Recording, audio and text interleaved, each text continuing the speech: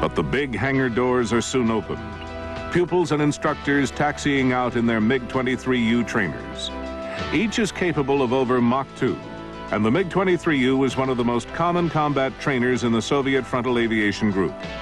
They take off in pairs down a runway whose size matches the vastness of the country.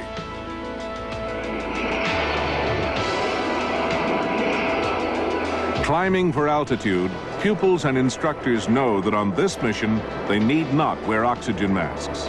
They are going to practice the interception of hostile aircraft at medium altitude.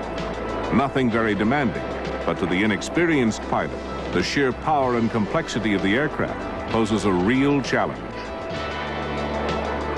More than 5,000 miles and 8 time zones away from his younger brother Anatoly, we find the frontline regiment of Viktor Kachuk.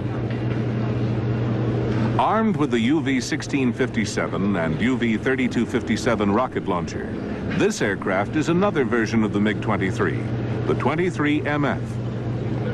The aircraft's GSH-23L twin-barrel cannon are serviced and armed before each mission.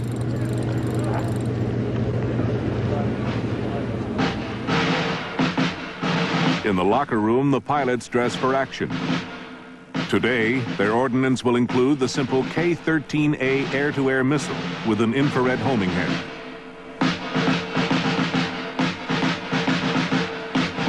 As usual, Viktor Kachuk will lead the aircraft detailed for this practice mission.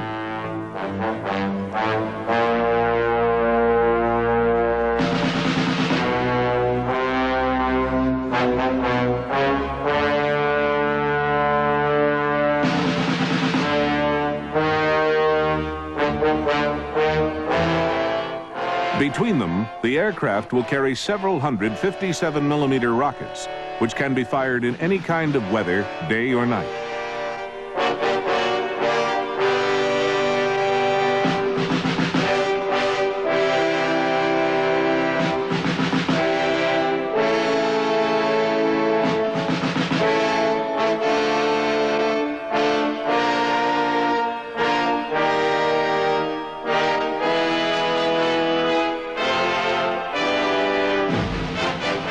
Fuel is always important, and the tower quickly gives clearance for successive takeoffs using full afterburner. More aircraft of this type are serving in Soviet frontline regiments than any other combat aircraft in the world. Some NATO critics have suggested that the MiG cannot maneuver very well. They have likened it to a juggernaut truck or a supertanker. Recent experience in the Gulf has lent further support to these critics, in that mass-produced Soviet military hardware was simply not up to par with the more complex Western systems.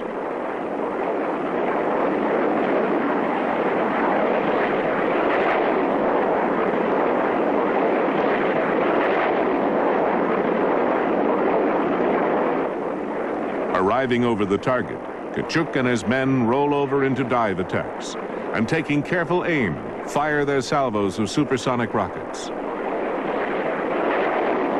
Frontal aviation probably goes through more rockets in a year than the rest of the world's air forces combined.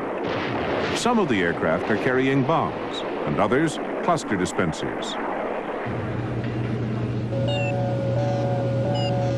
Guided by radar, the MiGs head for home.